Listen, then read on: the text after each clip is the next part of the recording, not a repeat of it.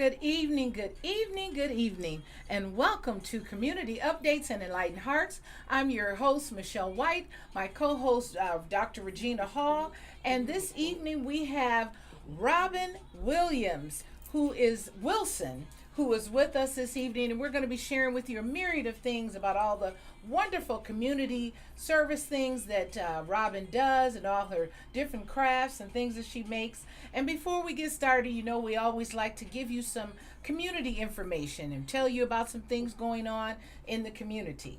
So I believe Dr. Regina has something she's going to share with us first. Yeah, so I want to share about an event or series, concert series that are going on in the Recovery Park Presents Summer Concert Series. This Saturday, I believe, is the 29th, right? Correct. I cannot believe we are July 29th. It went by too quickly. It really did. It really did. And so it is featuring Brandon Rose and Soul Therapy. Saturday, July the 29th, Recovery Park, 5470 Shane, Detroit, Michigan, 48214. And you can go to get your tickets on Eventbrite. That is, again, the Summer Concert Series at Recovery Park. And it is going to be featuring Brandon Rose and Soul Therapy, Saturday, July the 29th, 5470 Shane Park. And you can get your tickets at Eventbrite. Also, I wanted to share with you about my upcoming event. I'm so excited today because I can't believe my sister, Michelle, over there don't have a whole list of community. They can go right to my Facebook page. I've been posting all kind of things. Okay, so you have Michelle some posts. Turner White on Facebook, yes. Oh, very good. Okay, all right, So I had very to get good. better with that because sometimes it would take me 15 minutes Yes. to post tell you all the information because there are a lot of things happening. It is a lot and of things we want you to happening. know what's happening in the city. A lot of times, you know, people perish because of the lack of knowledge. That's right. And they don't know what's available to them around their community. That's right. So we share community updates so that you'll know where the resources and things are. So Yes. you can go to Michelle Turner White on Facebook. Yes. And very soon you'll be able to go to my website page. So Oh, very and good. I'll be having the things on there. Okay, very good. And so I do have an event coming up on Saturday, September the 16th. It's called Sisters Journeying Together, Empowering Girls Tea Party. And we are asking that you go to my website, sistersjourneyingtogether.org. And my organization is a nonprofit organization, and we help young women grow both personally and professionally. Our mentors empower girls to find their voices, promoting self-awareness and leadership. So we welcome you to come to our tea on Saturday. Men are welcome, women are welcome. We really want this to be an spectacular. Can you get the word? Spectacular. Yes. Thank you. Event. And we welcome your presence on September the 16th.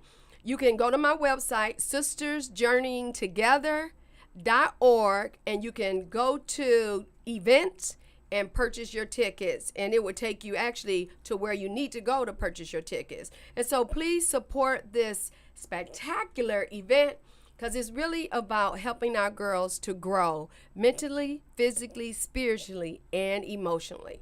So I have a quote because this is July month, and normally I tell you about what's happening in July.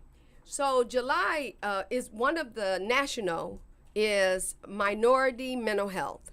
And so I wanted to share today one of our guest quotes. And it says, "Your smile warms my day, your kisses melt my heart, your love makes life sweeter."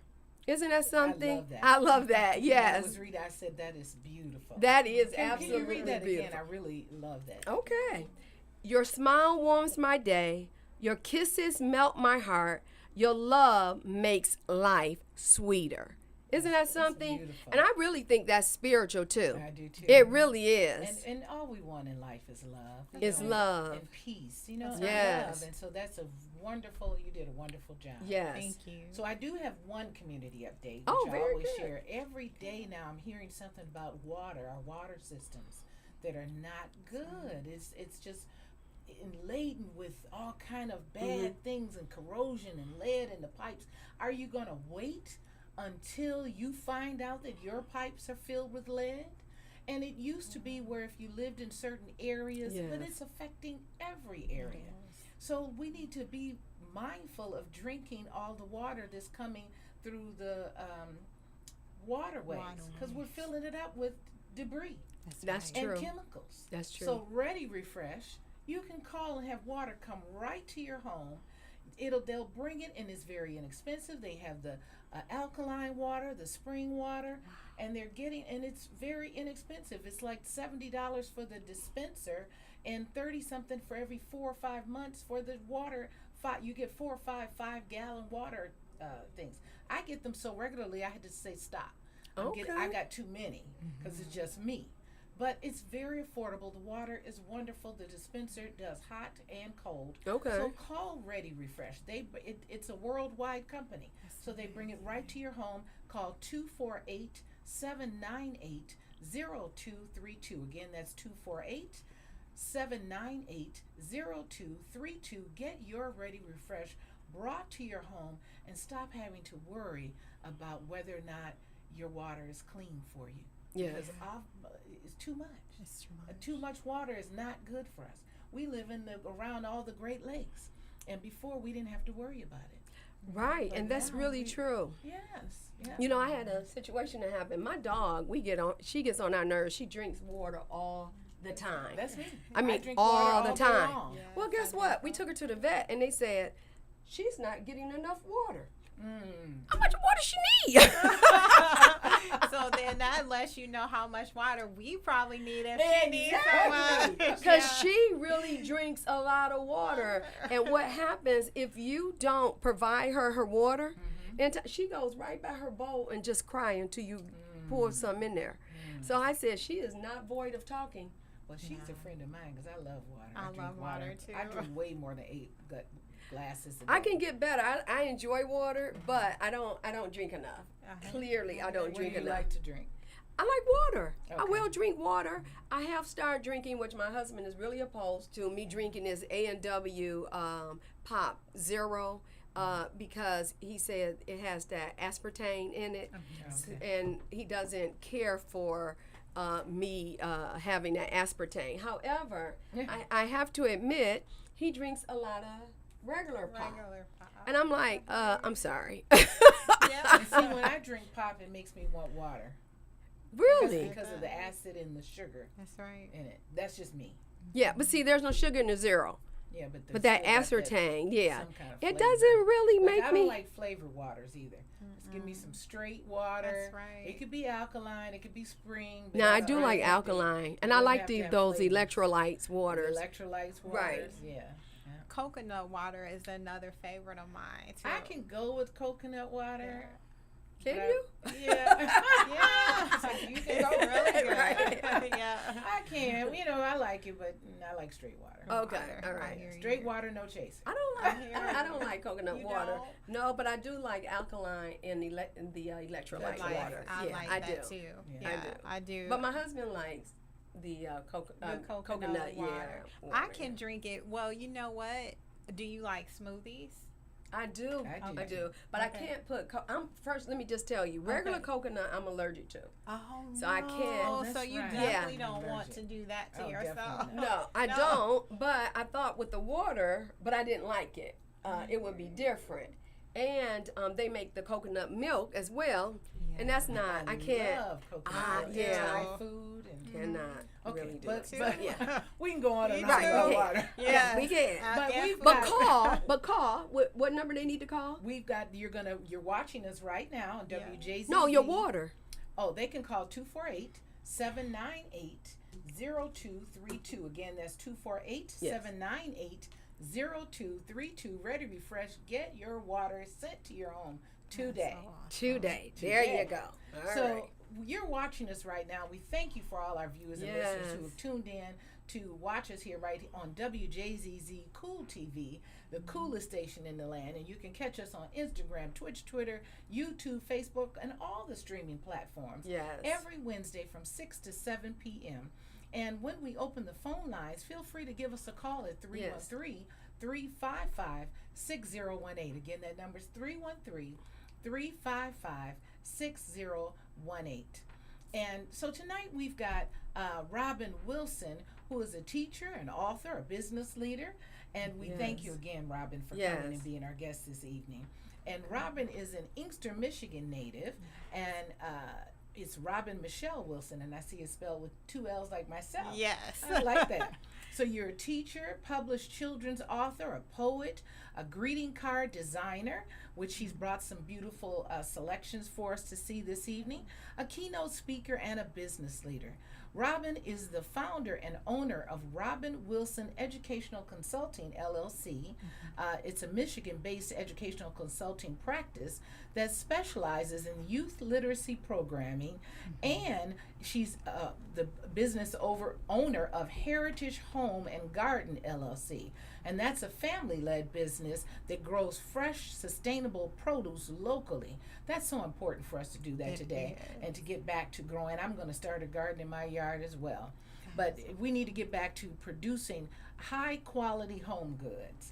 And that's what Robin does. Robin is a certified entrepreneur through the National Entrepreneurs Association, a 2022 United States Fulbright Hayes GPA Brazil Fellow. Wonderful. Congratulations. Thank you. And she is a proud graduate of the University of Michigan, Dearborn.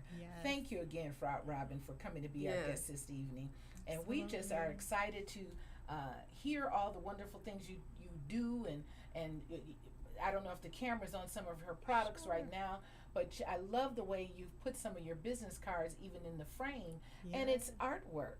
Yes. And you made this pillow as well? I did. Yes, I did. I handcraft my greeting cards and my home decor. And I've just started to produce some printed versions of my original handcrafted designs as well. So I brought some of those items to share with you and your listeners today. Well, what path did you take to become an entrepreneur and an educational consultant? What was your path? Tell us your journey. Sure. So I come from an entrepreneurial family and a family of educators. My grandmother was a milliner, so the ladies in our community would come to her house to be fitted for their dress hats, and she always had them, all together for church lady hats. You gotta be right with the hat. That's right. That's right. To match each outfit. That's right. And so it is very much alive in terms of our culture, like the celebration of hats and dress hats in particular. I wear hats sometimes myself. Yes. Feel free to wear hats for the tea. I on am September planning the 16th. to. I already have mine. I do too. I'm ready. I do too. Yes. I am absolutely ready. And so my love of dress hats actually comes from my grandmother, but I also did not realize it at the time when I was younger, but later on I really realized that I picked up a lot of entrepreneurial skills from just simply being around my grandmother, because she made a living as a milliner. She made a lucrative earning from her practice. And so if you know how to make hats and you know how to make them well, it can be lucrative. And she was married to your grandfather? Yes, she was. Yeah. And I think that's also good when, a woman is a helpmeet, but have a skill, have something that you can do to bring some income to the family. Some women, especially during certain eras, did not work. Right. They always had, they might not have worked, they worked in the home. Let me say they did. I was about to say. They worked. They worked. Yes, they did. But they always found something else to do to make that rainy day fun. That's right. And that's important. It is. That's important still today, whether we're the working woman or the business, the entrepreneur outside of the home. Somebody's got to have the rainy day fun. Yes. That's right. And I learned those entrepreneurial skills from my grandmother, and I also learned that I was really good at making and selling things myself. So when I was younger, for example, I had like my lemonade stand, and I also took these pads to school at a certain point. Okay. My sister and I, we attended a private Christian school, Yeah. and I had these notepads that said Jesus loves you on them. And my grandmother, I asked her if I could have some. They were different colors to take to school and sell.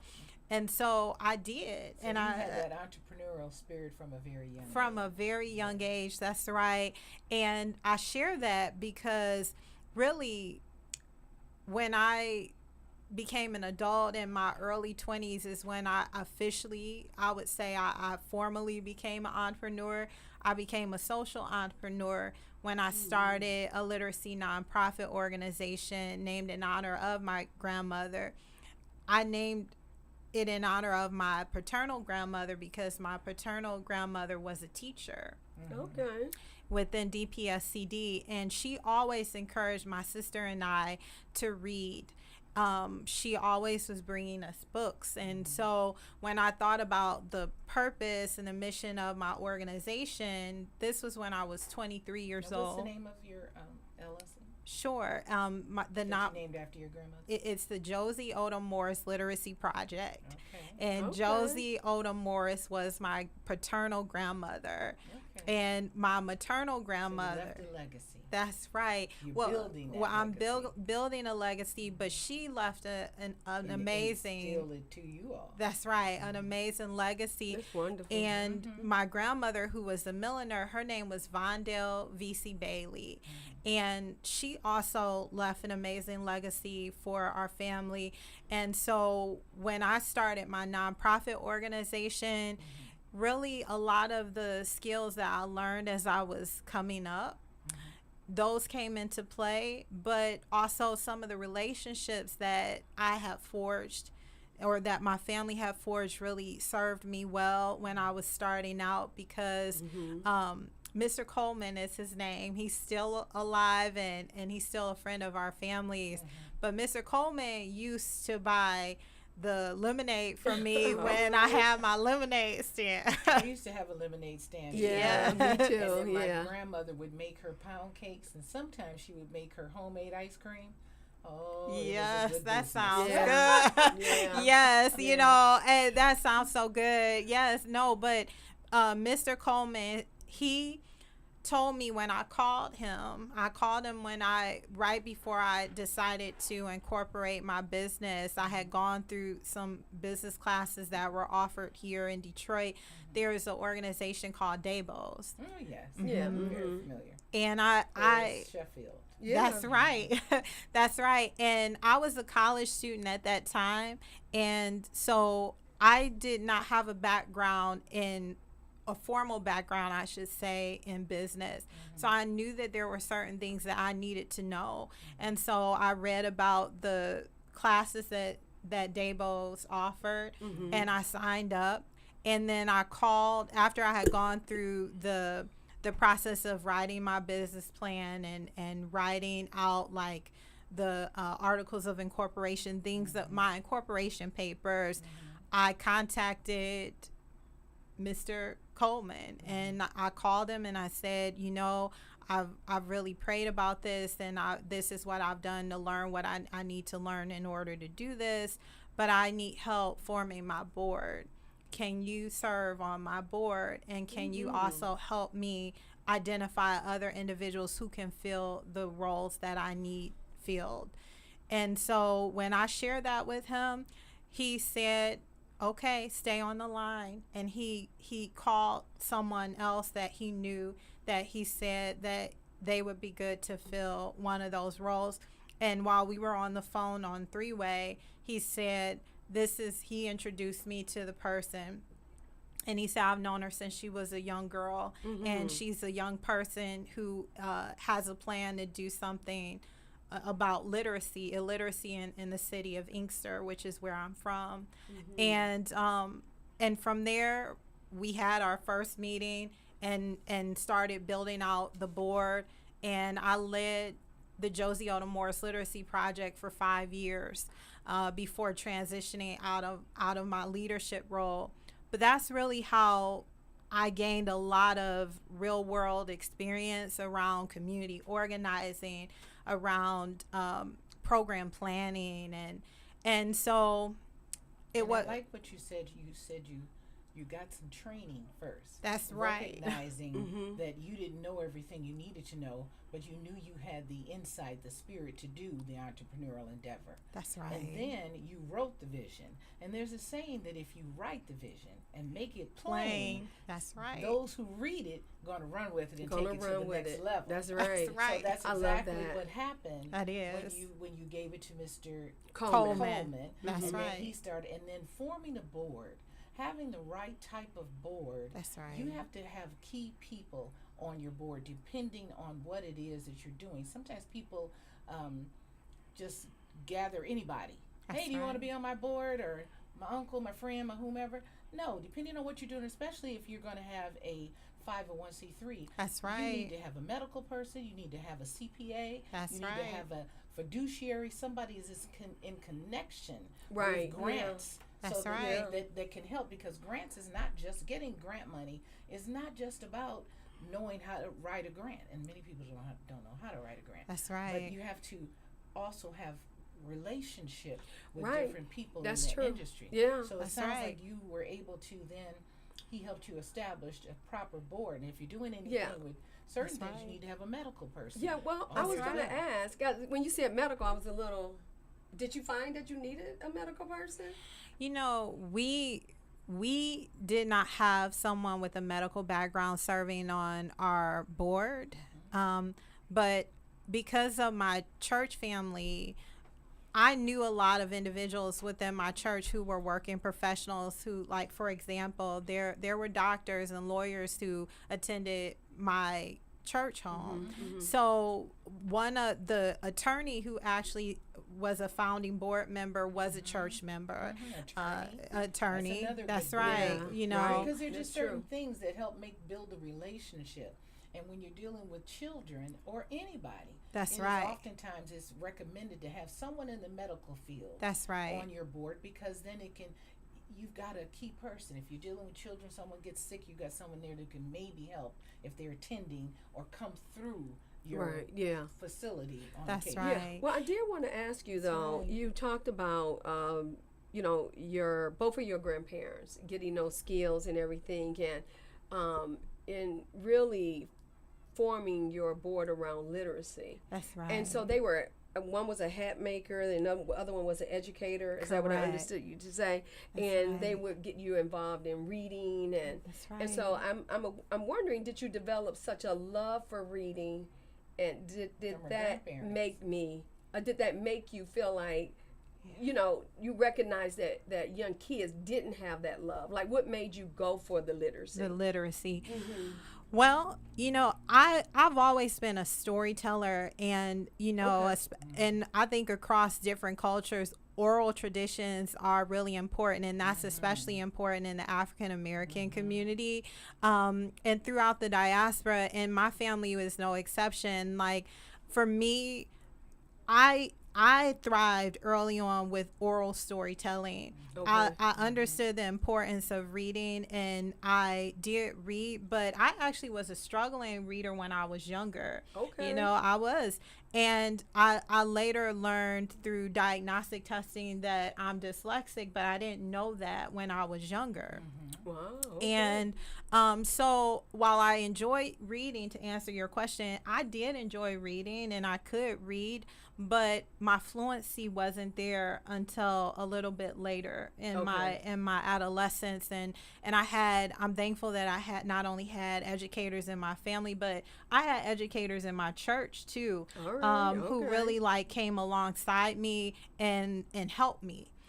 So I was able to overcome some of the barriers that I had with my reading, and also later with math, because some people don't realize this, but dyslexia can not only affect your reading, but it can also affect how you work with numbers as well. Okay. Some people do struggle also with numeracy who are dyslexic, and so for me that was the case. But my grandmother always had something positive to share with my sister and I. She was an edifier. She edified us. And and she always made it clear, not only through giving us books, but also talking to us about the importance of reading. I understood, even when I was a struggling reader, how important reading was. That's good. And so because I knew who had come alongside me and supported me in my educational journey, I wanted to be able to give that back to others in my community, because it was only until I started doing research and finding out the statistics that I even realized that it was a much bigger issue than I thought. Yes. Because sometimes I think that when we're going through different struggles, we experience it in isolation, and it's so easy to think that, You're alone. that you're alone, or that, you know, not that I didn't think that other kids in school struggled, but because I was so good at hiding my Yes. flaws, Yes. that I didn't allow my peers in to that space where I could even really know that, you know, I have other peers who are the same thing. That's right. Have you all been And able that to is- identify some students, through your literacy program that might be dyslexic or have other challenges that might not have been uncovered otherwise? Well, now my organization focuses on adults. When I was leading the Josie Oda Morris Literacy Project, we focused primarily on children, but now we focus solely on adults and on parents. And so we do not do diagnostic testing. So unless the individual has come to us with the diagnostic testing done, we do not administer diagnostic testing. However, I can say from adults who I have worked with that it's possible that they are dyslexic and they just have not been diagnosed, because that is actually more common than you might think. And it does. Sometimes people just need glasses. Sometimes. Don't want to, You're right. say that I can't see. I know children sometimes will do that and don't say anything, and then they're getting bad grades. Right. And they just need to be able to see it better. Yeah, board or whatever it's but being with called. dyslexia, your letters are turning, right? You're having issues with. So you tell us, what are some of the symptoms when you deal with dyslexia? Well, I've heard some individuals describe seeing reversing letters or numbers, but really that I've actually seen, even as a teacher, having worked in the early grades, I've seen children who are not dyslexic do the same thing. So that's not necessarily an indication that a person is dyslexic, because actually even young scholars who are not dyslexic can, up to a certain point, reverse their letters or their numbers. But if you notice that your child, for example, what parents look for. So if you notice that your child is able to, for example, retain the information that you're presenting to them orally, like I shared with you, I could tell you many stories, and if you read a story to me, I was really good at remembering the details, and I could retell the story to you and what happened in the story. I understood it. But if you ask me at a certain point, you know, to reread what you had read to me, it was just very challenging. When I say fluency, issues in fluency, parents can look for, after having adequate training and after having adequate instruction, is your child still struggling with fluency? Decoding words. That's one issue that many dyslexics struggle with. And it's the processing of the information. When they're reading, they are processing it differently than someone who is not dyslexic.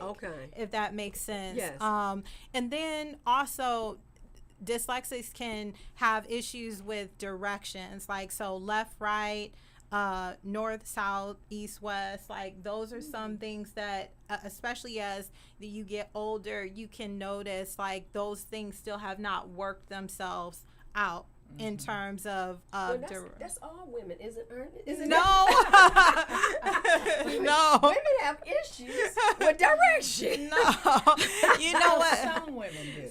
I met of us, yeah. many of us who have it, but I'm not Yeah. saying all women, but No, many women. But yeah, and some can have issues. But like the important thing that I want to state about dyslexia is that it's a spectrum. So you can have someone who is mildly dyslexic, moderately dyslexic, or severely dyslexic. Okay. And so it can look different for different people. Okay, that Yeah, makes I'm sense. looking at even some of the symptoms: delayed speech, Mm-hmm. including issues with recalling names or letters, naming letters and numbers, and misspelling words. That's right. And it could be a myriad of things. It like can. That. So Right. it's different for different people. People. because That's it's a right. brain issue. Yeah, processing. But certainly reading. Not a brain issue. Well, it says it's Is it? Yeah. Processing. It's a difference in the way that the dyslexic brain processes the information. But I also really want to point out that, the one misconception that sometimes I'm working to help bring awareness about is that dyslexia it has nothing to do with intellect, Right. Very good. because I actually, because sometimes when I talk about dyslexia, it is a part of the conversation within the disability community. And so I don't look at myself or other individuals who are dyslexic as having deficits, Right. Very good. It's not related to intelligence It's or vision, not. but it's just the way things are perceived. Right. In the brain is just a little different than someone else's. That's right. But you're still, it has nothing to do with how smart or the ability to see.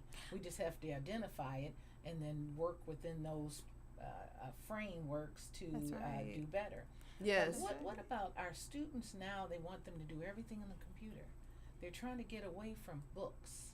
And I think books and being able to be colorful and be expressive and take the journey and share it verbally is a wonderful thing, especially for children. I heard you say that you read, you do some literacy reading, and I do that with my grandchildren and other children, and I think that's so important. It is. And the schools are getting away from that, I think, or is it just at home people are getting away from that? They're doing everything on the computer. Well, at school, and I can tell you, even having taught in the early grades, I know that I would use physical books with my young scholars, and they did use technology in the classroom. I think that technology actually can be a wonderful learning tool if it's being used for learning, even at home.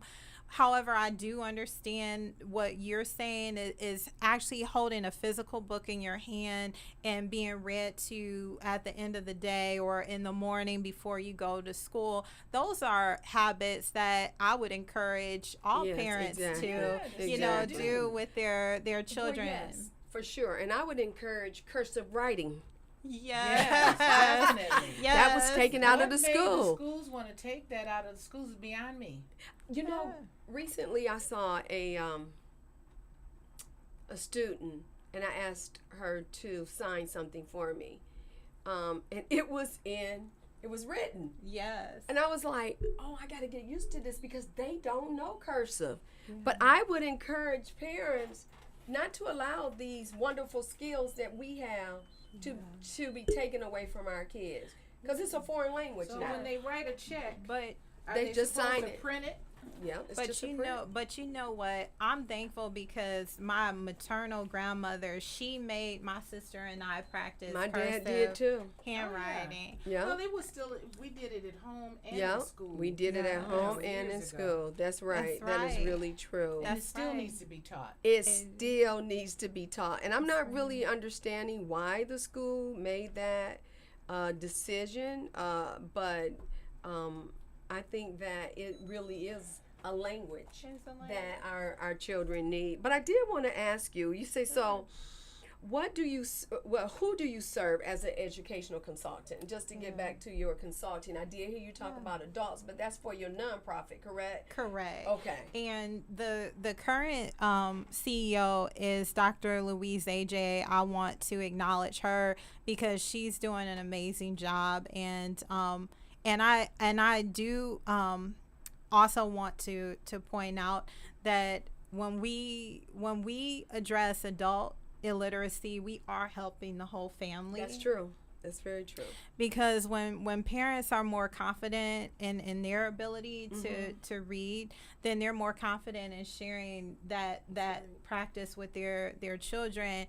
And I so I do while I have a heart for working with young people, I just wanted to say that. But when I was actually leading the Josie Oda Morris Literacy Project and working in the community around literacy, I had several individuals who were aware of my work who would come to me and ask me to help with different projects. And so because they were literacy based and they were working with youth, I would say, well, sure, I'll help, I'll do this.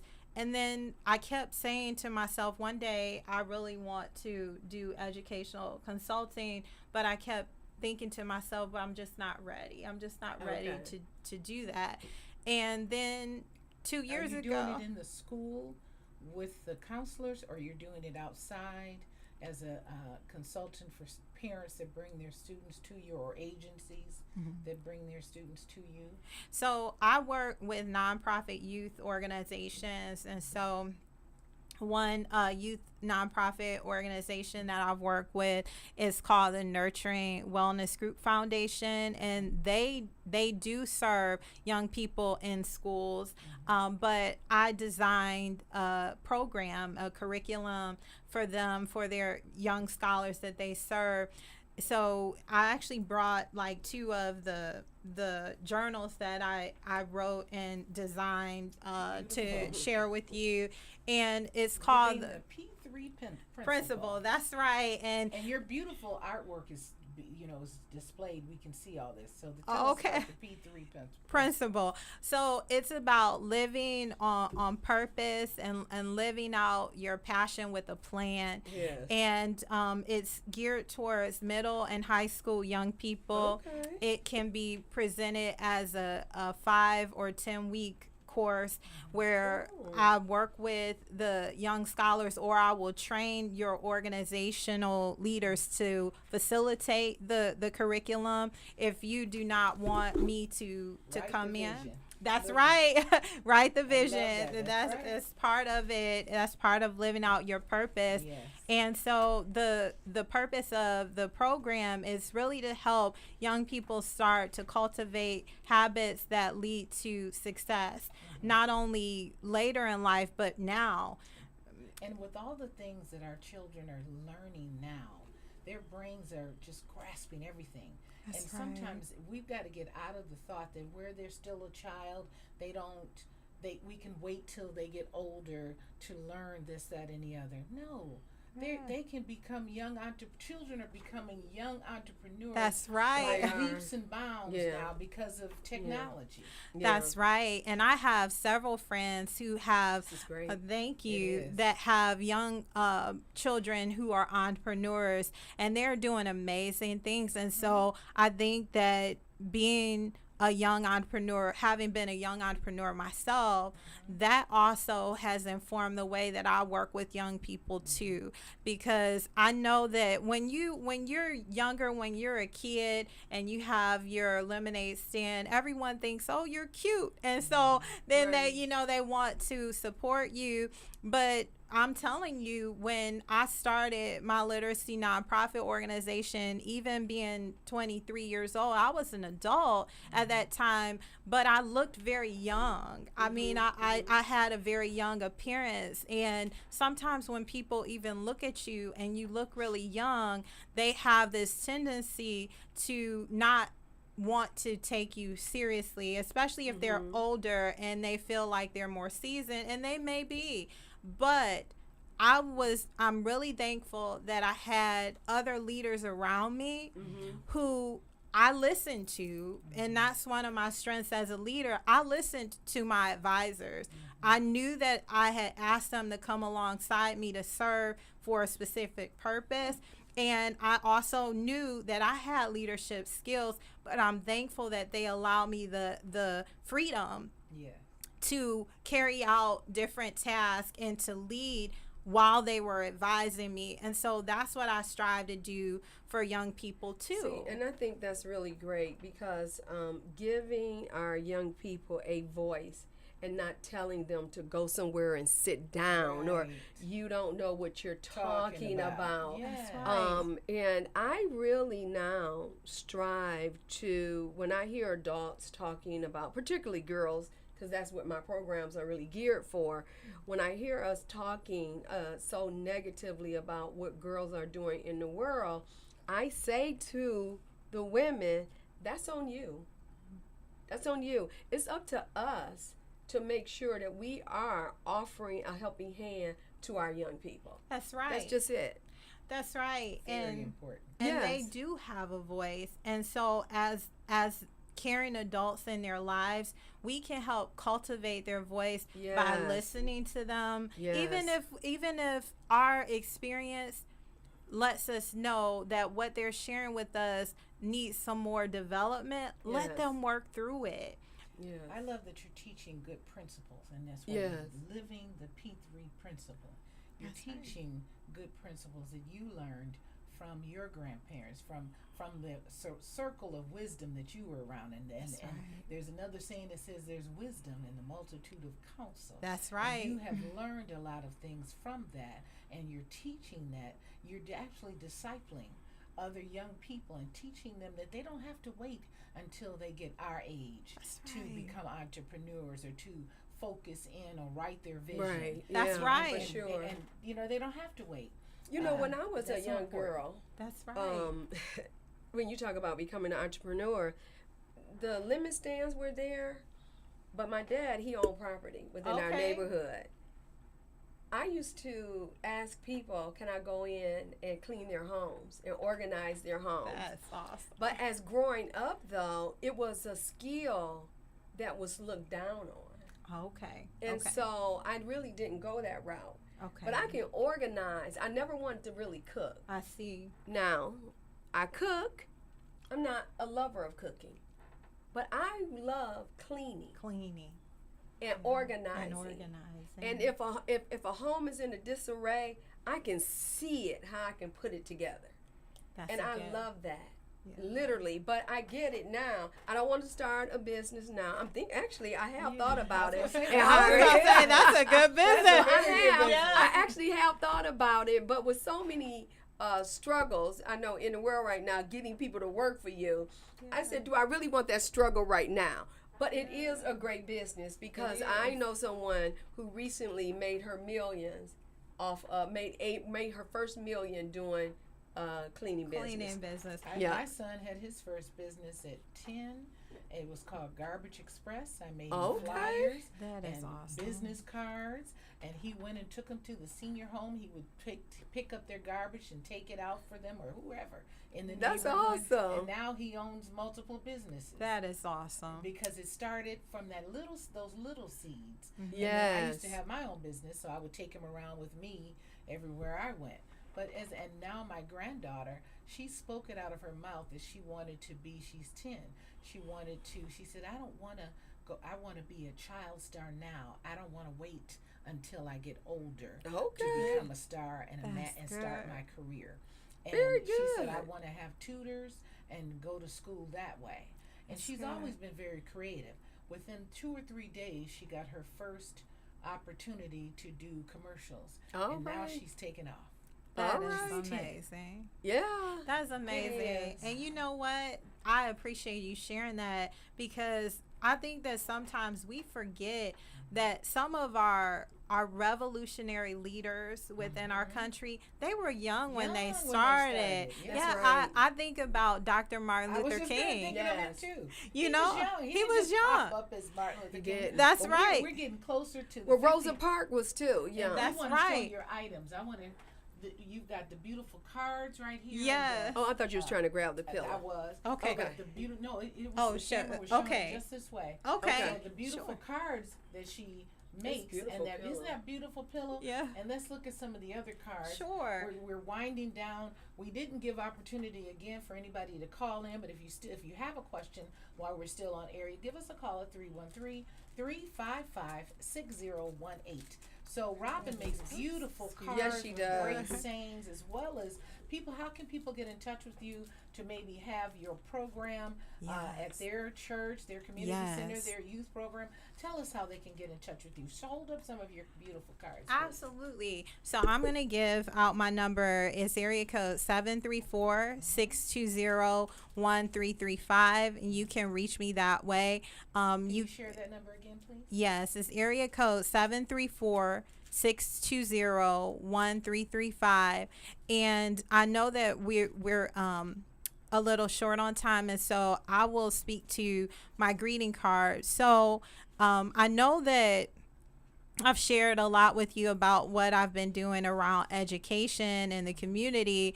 However, I'm also an artist, and really, you know, I know that maybe for some of the listeners, you may be an artist and you might be considering turning a hobby into a business. I did that last year. So I actually own 2 businesses, and Heritage Home and Garden I incorporated in September of last year because I started taking the overflow of my produce from my gardens to market days. And I also started taking home goods and my greeting cards that I had made to sell them at in the Eastern Market, or where are you located? Sure. Yes. We are still selling at the Dearborn Farmers Market in Dearborn off of Monroe Street. Okay. And I had a gentleman who bought $8 worth of deal seed from me last year. Okay. And he asked me, he said, "Are you going to continue to sell your produce? Are you going to continue to grow it?" Yes. And I said, absolutely. So at the time, I only had one gardening plot, and it was a gardening plot that I had waited 3 years for because it's on the hill at the University of Michigan, Dearborn. Go Blue, my alma mater. But there was a waiting list when I requested the land 4 years ago. And last year, in the springtime, I received an email letting me know that my name was at the top of the list. Wow. And they asked me, "Are you still interested in having a gardening plot?" And so, of course, I was. And we had so much overflow that I had no choice but to take some of the produce to market. And I did so well. And the gentleman's question really prompted me to think about having a bigger vision for the work that I was doing with my So you've got hands. several streams of income with things that you're doing. Yes. So we appreciate you coming on and sharing all of these wonderful things, and hopefully it has encouraged someone else that has an idea of something that they want Robin, to this do. has been to just go awesome. out and do it. Maybe That's we can right. have you You've back got. again. Yeah. Yes. That would be Again, great. people can reach you, Robin, at 248. So at 734-620-1335. Repeat that number one more time. Area code 734-620-1335. Thank you so much, Robin, for coming on. Robin Wilson, Yes. everyone. M. Wilson. Robin, Yeah. that's right. Wilson. Robin M. Yeah. Wilson. Yeah. That's Thank right. you so much for sharing everything. Yes. You're Please get in welcome. touch with her. The wonderful book here, Living Yes. the The P3 P3 Principles. Principle. This is an excellent book that she put together. Yeah, So and get it then for your also church her and youth cards. program and her cards. Yeah. So again, thank you, Robin. Wait a for minute, coming. before we Yes, go, ma'am. her book. I do want to mention that. We got a minute or so. It's called Mama Got Rhythm, Daddy Got Rhythm. Oh, And it is. And she read it for me to a group of students. That's right. Through my program, the October 11th, International Day of the Girls. Yes. And the students just loved it. So give them Is your she number. going to be back again? Yes, Yeah. give them your number one more time. Okay, area code 734-620-1335. And I know that we're short on time, but I also just wanted to share that I have another children's book that's coming out next year. And I'm excited about that too. So maybe we can talk about that the next time. I would that love would to be share. wonderful. Well, thank you. You're welcome. Thank you so much for coming. You're Well, welcome. everyone, tune in next week. We're going to have Carrie Leon Jackson, I believe, who's going to be our guest next week. Wonderful podcast person, realtor. So come on, tune in next week right here to Community Updates, Yes. WJZZ. See us at Community 6 to 7 updates and at enlightened hearts. Next week, we'll see you then.